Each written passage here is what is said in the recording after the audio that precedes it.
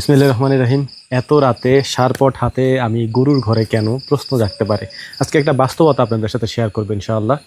আসেন আগে কাজ শুরু করি। সাধারণত রাত্রেবেলার এই কাজটা আব্বা করে।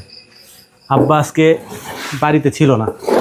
একটা বিষয় কি জানেন, যেহেতু সারাদিন আমি কাজ করি এবং আমাকে রাত্রেও কাজ করতে হয়, আর দিনের বেলা আমাদের খামারে লোক থাকে।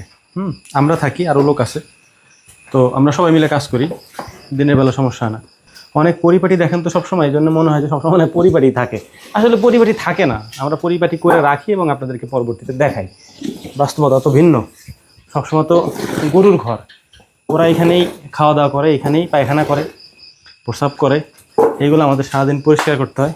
এই যে গোছায় রেখে যেতেছি, এই অবস্থায় যদি গোছায় না রাখি তাহলে এইটার উপর ওরা ঘুমাবে, শুয়ে থাকবে, ভিজাবে, শরীর মাখাবে।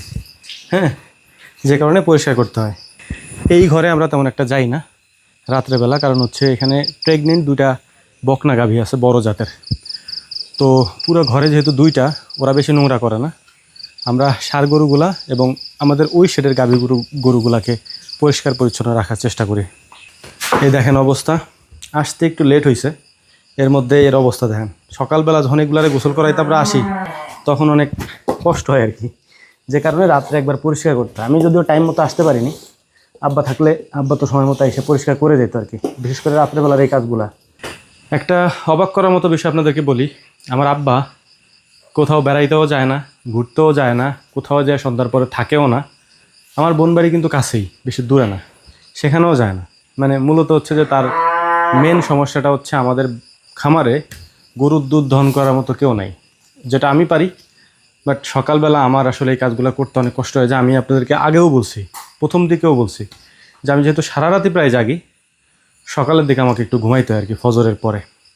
এই জন্য আব্বাই গরুর খাবার টাবার বা গরুকে গোসল করানো, এই কাজগুলি অন্যদের পাশাপাশি আব্বাও করে। সবথেকে গুরুত্বপূর্ণ যেটা, সেটা হচ্ছে আব্বা গরুর দুধ দহন করে, মানে দুধ দোয়ায় আব্বা, এটা অন্য কেউ করে না।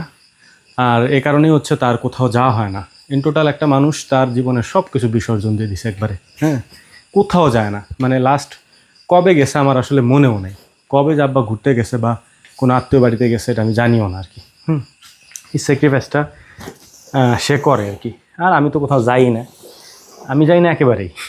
আপনাদেরকে একটা জিনিস বলছিলাম না, যে এই ঘর আমরা কেন চেঞ্জ করছি বড় গরুগুলোর জন্যে। এখানে এত পরিমাণে স্লিপ করে পিছলা, যেটা আসলে অবাক করার মতো। হ্যাঁ, যদিও আমরা ঠিক করে ফেলবো কয়েকদিনের মধ্যে ইনশাআল্লাহ। আরও একটা জিনিস দেখাই আপনাদেরকে।